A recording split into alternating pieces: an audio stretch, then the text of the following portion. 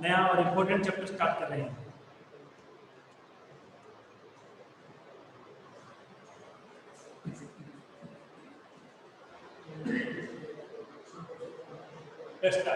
सभी ध्यान देना, सबके अच्छे समझ में आ जाएगा, ठीक है? क्योंकि इस चैप्टर का बेक किसी भी चैप्टर से कोई लिंक नहीं है, अपने आप में बिल्कुल डिफरेंट चैप्टर ही है। ओके, चैप्टर का नाम क्या है? इसमें एक्चुअली 2 चैप्टर्स हैं, एक है ट्रायल बैलेंस और एक है rectification in error. There are 2 chapter, trial balance and the second है रेक्टिफिकेशन इन एरर। अब देखिए, इसमें से पहले मैं फर्स्ट टॉपिक लूंगा, ट्रायल बैलेंस।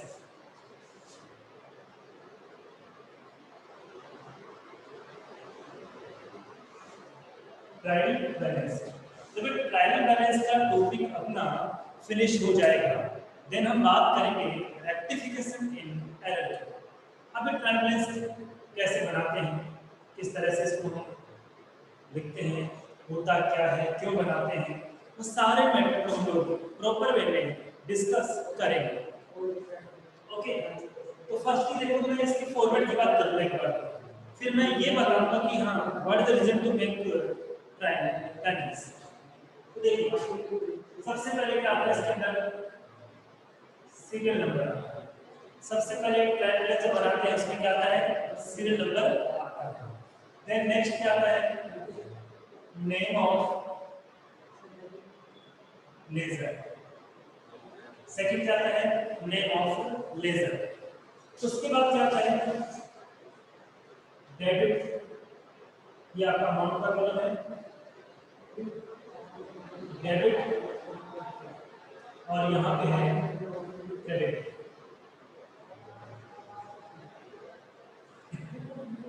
ठीक है, इस तरह से ये है ट्रायल बैलेंस का फॉर्मेट।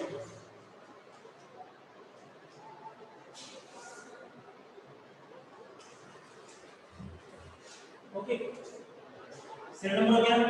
एक कॉलम और है जो हमने पहले भी बनाया था, और वो है एरर।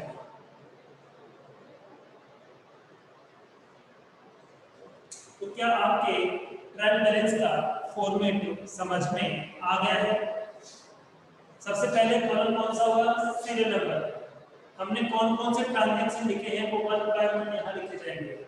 फिर नेक्स्ट कॉलम में क्या आएगा, नेक्स्ट कॉलम में क्या आएगा, नेम ऑफ लेजर। हम कौन कौन सी लेजर बना रहे हैं सबके नाम आएंगे। जैसे हमने केस अकाउंट बनाया है, तो केस एक लेजर है, यहाँ केस अकाउंट। फिर हमने सपोज कैपिटल की लेजर बनाई है, कैपिटल अकाउंट बनाया है, तो हम लिखेंगे नंबर 2 पे कैपिटल अकाउंट। ऐसे purchase account, sales account, building account, machinery account, 1 by 1 सब इसमें लिखना है।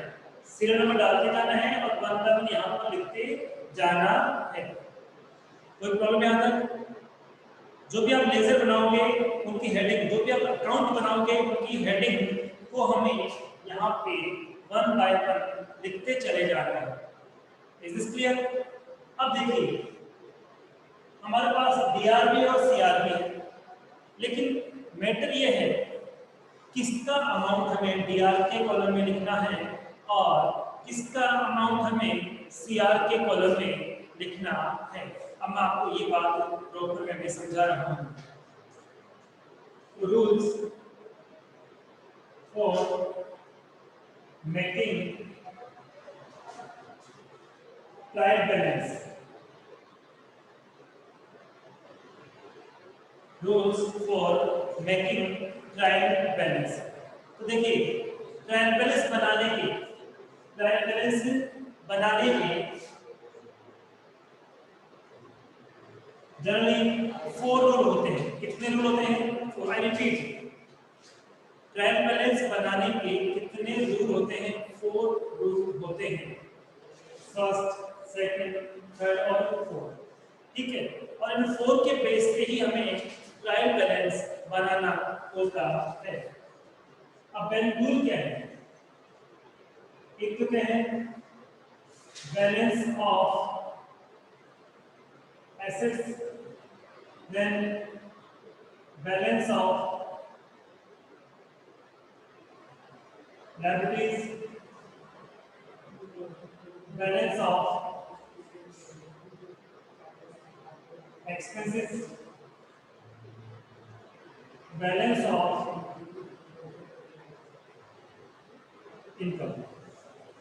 अब देखिए हम जब ट्रायल बैलेंस बनाएंगे, ठीक है, तो इसमें हमें जितनी भी एसेट्स है उनका अकाउंट लिखना है, जितनी लायबिलिटीज है उनका अकाउंट लिखना है, जितनी भी एक्सपेंस है उनका अकाउंट भी लिखना है और जितनी भी इनकम है उनका अकाउंट भी लिखना है। अब यदि कोई आपने यहाँ पे हेडिंग लिखी, जैसे आपने लिखा है यहाँ पे बिल्डिंग, तो पहले बताओ बिल्डिंग जो है ये एसेट्स है या लायबिलिटीज है? बिल्डिंग जो है वो एसेट्स है या लायबिलिटीज है? जल्दी से बताइए, बिल्डिंग जो है वो एसेट्स है या लायबिलिटीज है? जल्दी से रिप्लाई करके बताइए बिल्डिंग क्या है? बिल्डिंग हमारे लिए एसेट्स है या लायबिलिटी? हाँ, बिल्डिंग एसेट्स है। बिल्डिंग क्या है? एसेट्स है। तो क्या होगा, कोई भी एसेट्स होगी ना तो फिर उसको किधर लिखना है? रूल देखिए क्या है, बैलेंस ऑफ एसेट्स ऑलवेज क्या होगा? Debit. Balance of assets always क्या होगा? डेबिट। और बैलेंस ऑफ लायबिलिटीज ऑलवेज क्या होगा?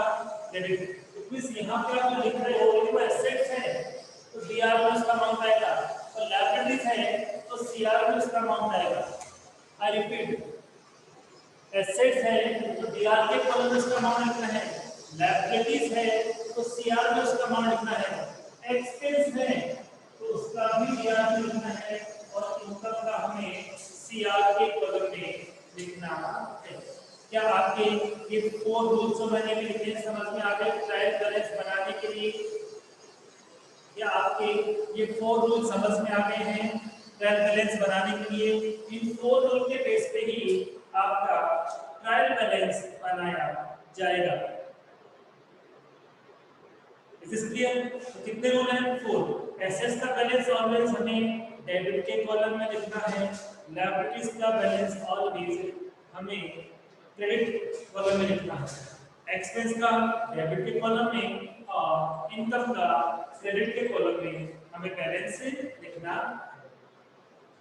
ठीक है, और जब सारे पर हम ट्रांजैक्शन 1 बाय 1 लिख लेंगे तो फिर हम क्या करेंगे, दोनों कॉलम का टोटल करेंगे, दोनों कॉलम का टोटल करेंगे। ठीक है, और याद रखना ट्रायल बैलेंस जब बनाते हैं तो जितना अमाउंट डेबिट में आएगा उतना ही अमाउंट क्रेडिट में भी आएगा, क्योंकि दोनों का जो टोटल है वो हमेशा इक्वल ही होना चाहिए। दोनों का टोटल मस्ट बी इक्वल ही होना चाहिए। इक्वल है देन आपका आंसर करेक्ट है, इक्वल नहीं है इसका मतलब आपने कहीं ना कहीं कोई ना कोई मिस्टेक जरूर की है। और मिस्टेक क्या क्या की होगी कि एसेट्स का बैलेंस डेबिट में ना ले तो हो सकता है आपने क्रेडिट में लिख दिया हो। आई बात समझ में?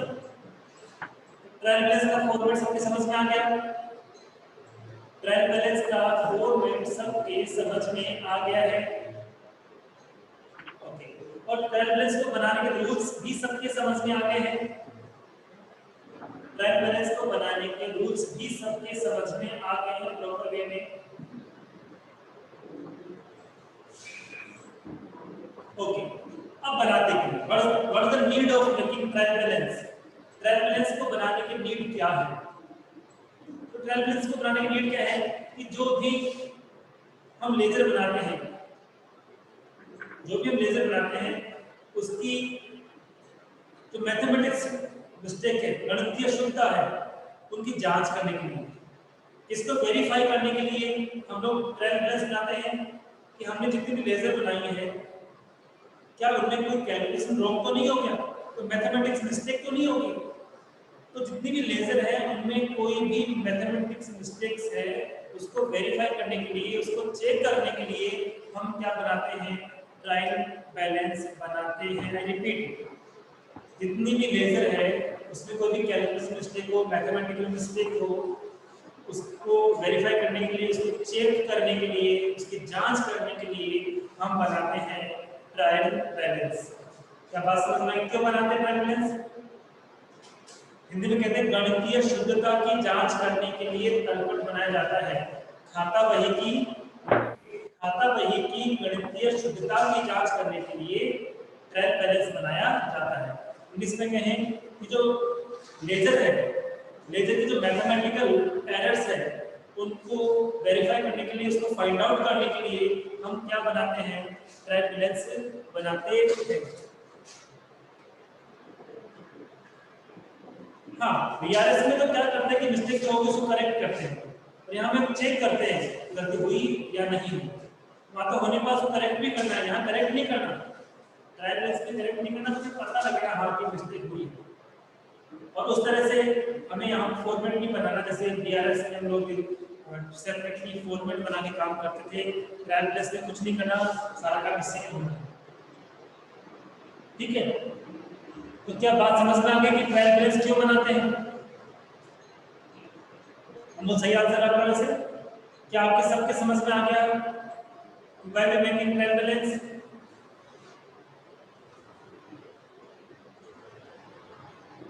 ओके, नेक्स्ट टॉपिक पे डिस्कस करें। नेक्स्ट टॉपिक पे हम डिस्कस करते हैं, और नेक्स्ट जो टॉपिक अपना है वो है method of making trial balance. Methods of making trial balance. Trial balance बनाने के जो मेथड्स हैं वो कितने होते हैं, तो हम लोगों ने डिस्कस कर रहा हूँ कि ट्रायल बैलेंस बनाने के मेथड्स कितने होते हैं। तो देखिए, there are two methods for making trial balance। Trial balance बनाने के कितने मेथड होते हैं? देयर आर टू मेथड, दो मेथड होते हैं। ठीक है, अब वो दो मेथड कौन कौन से हैं, हाँ उनको भी डिस्कस कर लेते हैं।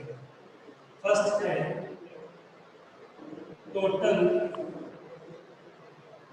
मेथड, जिसको हिंदी में कहते हैं योग विधि। योग विधि। और दूसरा है बैलेंस मेथड, जिसको हम हिंदी में कहते हैं शेष विधि। ठीक है, ट्रायल बैलेंस को प्रिपेयर करने के कितने मेथड्स होते हैं? There are two method. First method कौन सा है? फर्स्ट मेथड है टोटल मेथड, ठीक है, जिसको कहते हैं योग विधि। और दूसरा कौन सा है? बैलेंस मेथड, इसको कहते हैं शेष विधि। इज इट क्लियर कि आपके दोनों मेथड समझ में आ गए? कितने मेथड होते हैं? टू मेथड्स होते हैं। कितने मेथड्स होते हैं? टू मेथड्स होते हैं। इसमें से पे लीजिए। अब हम प्रैक्टिकली बात करते हैं।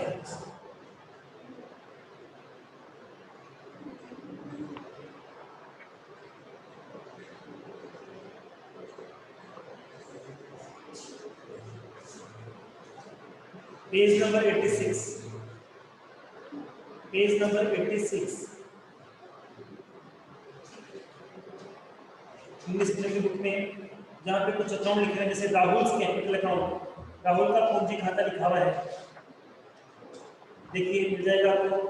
फर्स्ट क्वेश्चन ये थोड़ा बड़ा सा दिख रहा है क्वेश्चन, नेगेटिव के बाद क्या आपको मिला, जिसमें राहुल कैपिटल अकाउंट लिखा हुआ है। 212 है, हिंदी मीडियम की बुक में 212 है, और इंग्लिश मीडियम की बुक में पेज नंबर है 186। क्या सबको मिल गया पेज नंबर? इसमें राहुल कैपिटल अकाउंट है। क्या सबको मिल गया?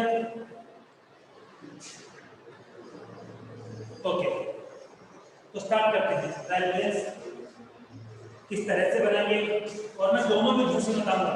मैं आपको टोटल मेथड से भी बताऊंगा और उसके बाद आपको मैं बैलेंस मेथड से भी बताऊंगा। फर्स्ट ये टोटल मेथड से बात करेंगे, टोटल मेथड से किस तरह से ट्रायल बैलेंस बनाया जाता है।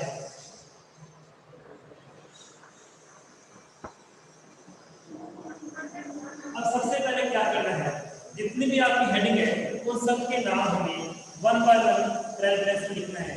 जैसे सबसे पहले क्या लिखा है, राहुल कैपिटल अकाउंट, तो नंबर 1 लिखकर हम यहाँ क्या करेंगे,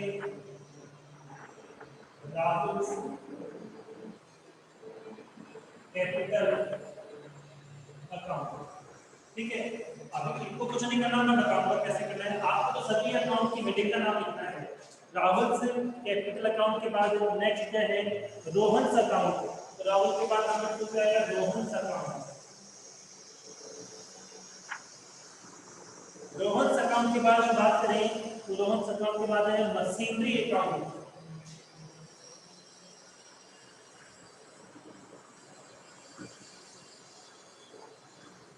मशीनरी अकाउंट, मशीनरी अकाउंट के बाद राहुल, राहुल अकाउंट। पहले राहुल कैपिटल था, अब ओनली राहुल अकाउंट है।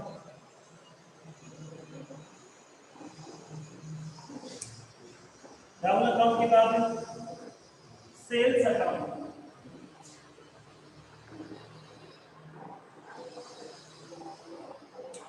सेल्स अकाउंट के बाद है कैश अकाउंट। कैश अकाउंट के बाद है वेजेस अकाउंट। वेजेस अकाउंट के बाद है depreciation account.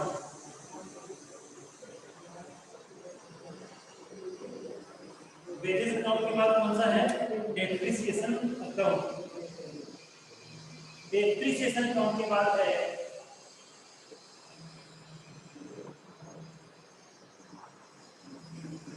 Purchase account.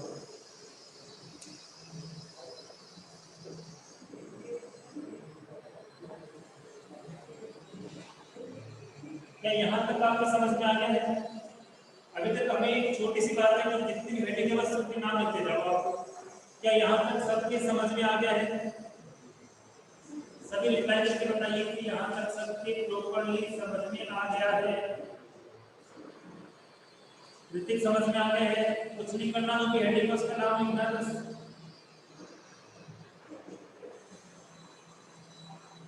Okay, आगे बात करते हैं। अब देखिए सबसे पहले कौन सा अकाउंट है हमारे पास, राहुल कैपिटल अकाउंट। तो वापस अब देखिए राहुल कैपिटल अकाउंट में जाइए। अब हम सबसे पहले कौन से मेथड से सॉल्व कर रहे हैं, मैं लिख देता हूं।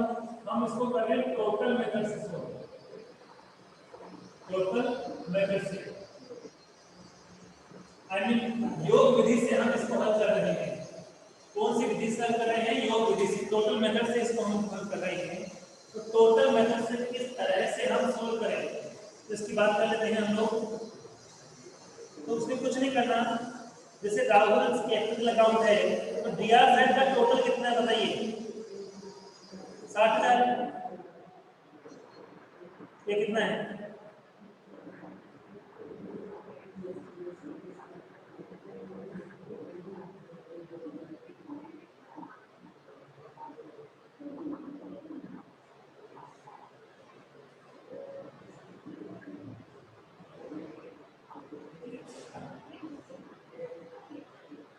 हाँ देखिए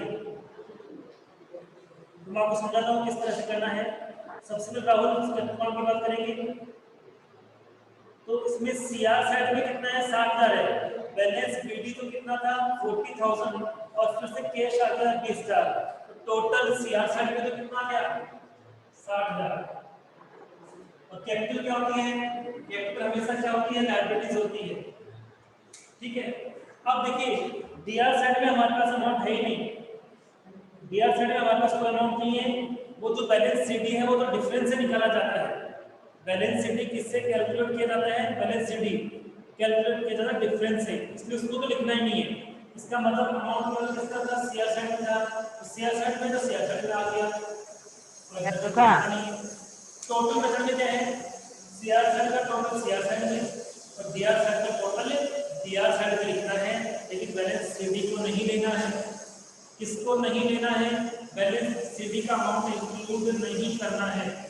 अब यदि मान लो यहाँ बैलेंस सीडी के अलावा कुछ और अमाउंट होता तो उसको यहाँ लिखते। डीआर साइड में बैलेंस सीडी ना होकर या बैलेंस सीडी तो होता तो कोई और भी अमाउंट होता तो उसको यहाँ पे लिखते। आई बात समझ में? क्या यहाँ तक बात समझ में आ गया आपके? क्या आपके यहाँ तक बात समझ में आ गई है? देखो भी अगले ट्रांजैक्शन से आपके और ज्यादा समझ में आ जाएगी। राहुल अकाउंट का कौन सा है? रोहन अकाउंट। किन लेना कौन सा अकाउंट है? रोहन अकाउंट। रोहन अकाउंट की सीआर में कितना है बताइए? रोहन अकाउंट की सीआर हमारा कपड़ा मम्मी पड़े नाम तो ना हमारे मम्मी का टोटल कितना है? 60,000। तो हमने लिख दिया 60,000।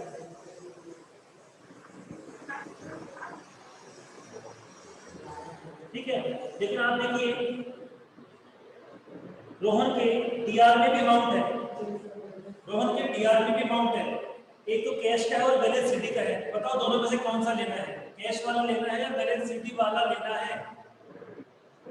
कैश वाला अमाउंट लेना है या फिर वेरी गुड बैलेंस सीडी का तो हमें कभी लेना ही नहीं होता। तो बताओ कितना अमाउंट यहाँ लिखूंगा मैं? कितना अमाउंट यहाँ लिखूंगा? कितना अमाउंट यहाँ लिखूंगा मैं? 40,000। क्या आपकी बात समझ में आ गई? बैलेंस सीडी का नहीं लेना है, ये ध्यान रखना, बैलेंस सीडी का अमाउंट आपको नहीं लेना है। क्या सबके यहाँ तक बात समझ में आ गई है? डीआर का टोटल डीआर में, सीआर का टोटल सीआर में। नेक्स्ट अकाउंट की बात करते हैं, machinery account. Machinery account DR side में कितना अमाउंट है? 20,000। डीआर साइड में कितना अमाउंट है? 20,000। बताइए सीआर साइड में कितना अमाउंट लिखना होगा? बताइए सीआर साइड में मशीनरी अकाउंट के कितना अमाउंट लिखना होगा? एब्सोल्युटली करेक्ट, 3,000 रुपीज लिखना होगा। Very good. आगे बात करते हैं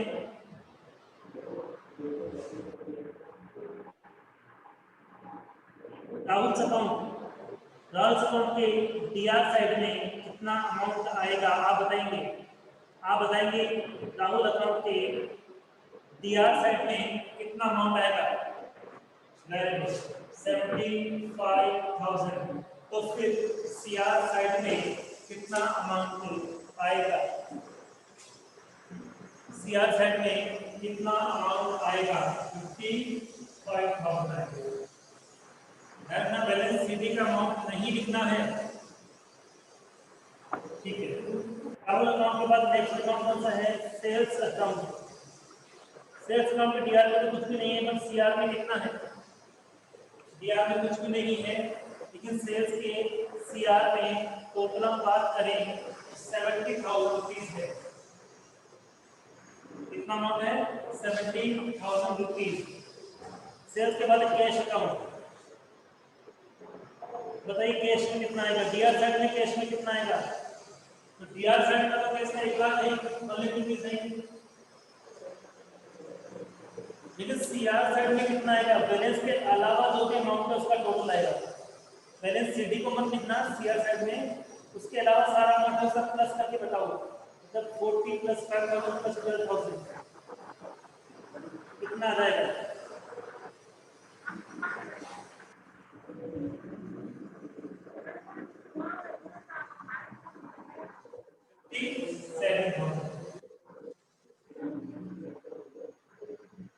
क्या सबके ट्रायंगल्स समझ में आ रही है? सब रिप्लाई कीजिए।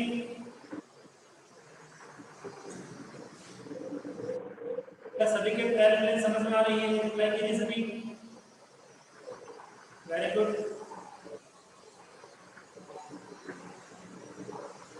डीआर का टोटल डीआर में, सीआर का टोटल सीआर में, लेकिन बैलेंस सीडी को नहीं लेना है। ठीक है, तो अगला है वेजेज। वेरिएंस के देखो डीआर साइड में तो है 5000, सीआर साइड में कुछ भी नहीं है, कोई बात नहीं, डीआर साइड में डीआर में तो सीआर में ठीक है। अब डेप्रिसिएशन इसमें भी डीआर साइड में ही है 3000, और लास्ट में है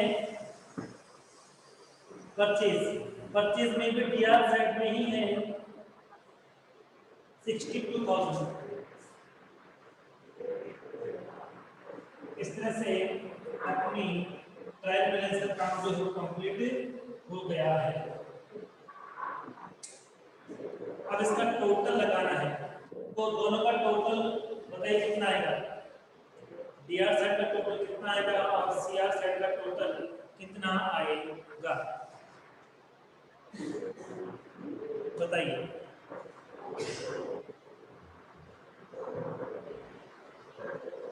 टोटल करिए और बताइए डीआर साइड का टोटल कितना आएगा और सीआर साइड का टोटल कितना आएगा।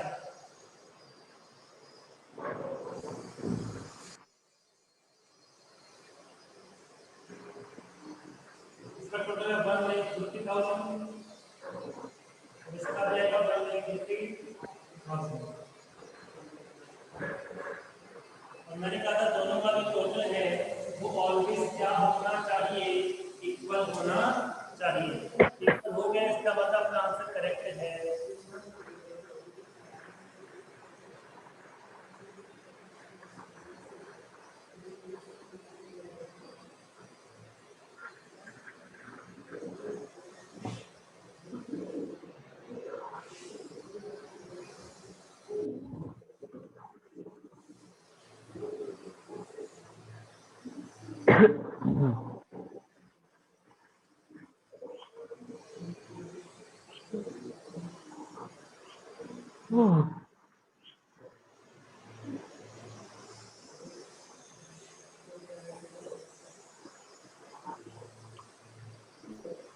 सही रहेगा, फिगर 5 आएगा,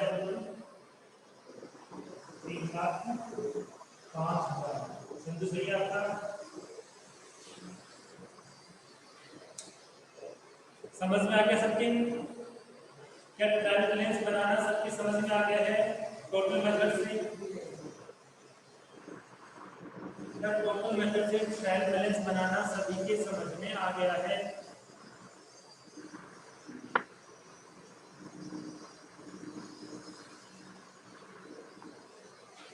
अब हम बात करते हैं कि ट्रायल बैलेंस हम टोटल मेथड से नहीं बनाते और कौन से मेथड से बनाते हैं, बैलेंस मेथड से बनाते हैं, बैलेंस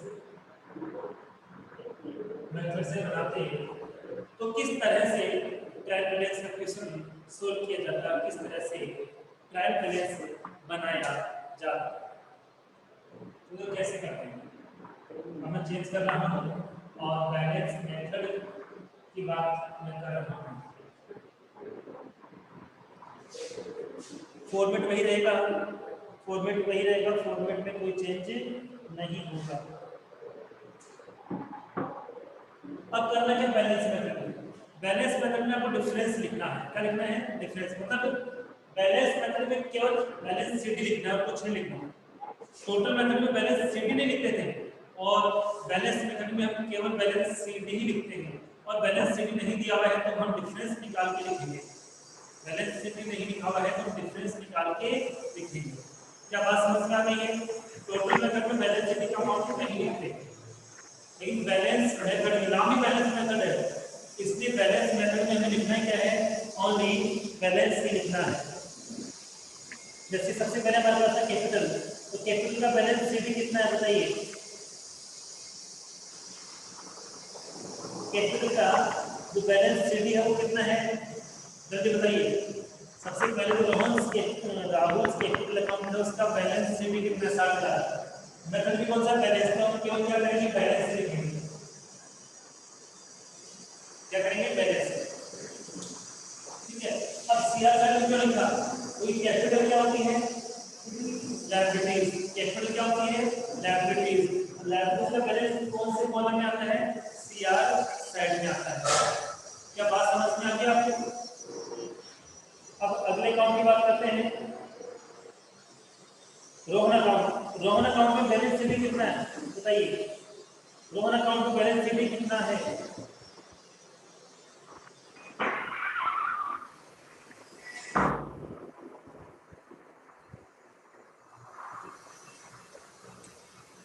ट्वेंटी लिखा जाएगा और वो भी किस तरफ आएगा? इस तरफ आएगा।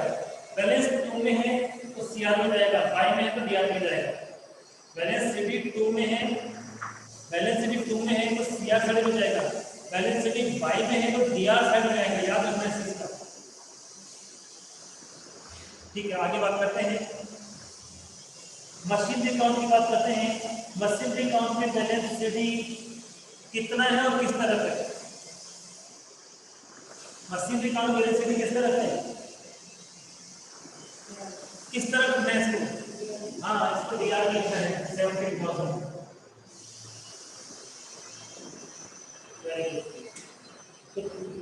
अगले मेथड की बात करते हैं राहुल अकाउंट।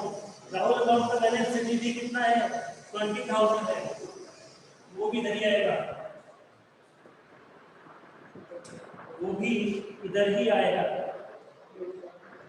राहुल के बाद सेल्स।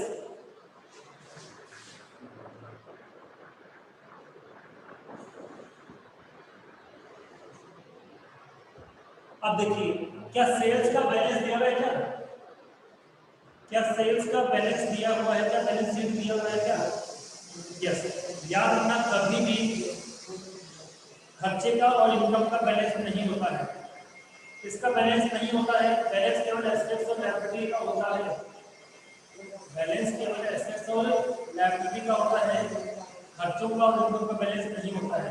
इसलिए हम डिफरेंस निकाल के यहाँ लिखेंगे, हम डिफरेंस निकाल के यहाँ पर लिखेंगे। तो आप बताइए सेल्स का डिफरेंस कितना आएगा? सेल्स का डिफरेंस कितना आएगा? खर्चों और इनकम का बैलेंस कभी नहीं होता है, बैलेंस केवल एसेट्स और लायबिलिटीज का होता है। तो यहाँ सेल्स का जो बैलेंस निकालेंगे 70,000 आएगा। कितना आएगा? 70,000।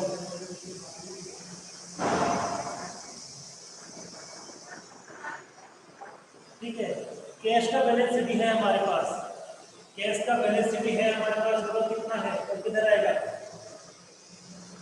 कैश का बैलेंस भी है क्योंकि कैश तो एसेट्स है ना। हाँ, डिफरेंस दिखते हैं, लेकिन उधर का टोटल 70 आ गया, उधर कुछ भी नहीं है तो जब अंदर निकालेंगे डिफरेंस निकालेंगे तो 70 ही आएगा ना कैश सेल्स का।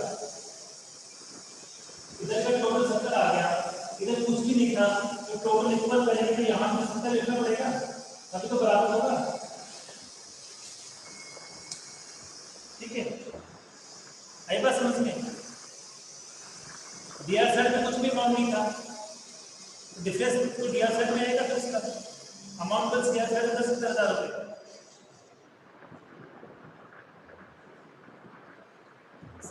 कैश का कितना आएगा? 43,000 इधर आएगा।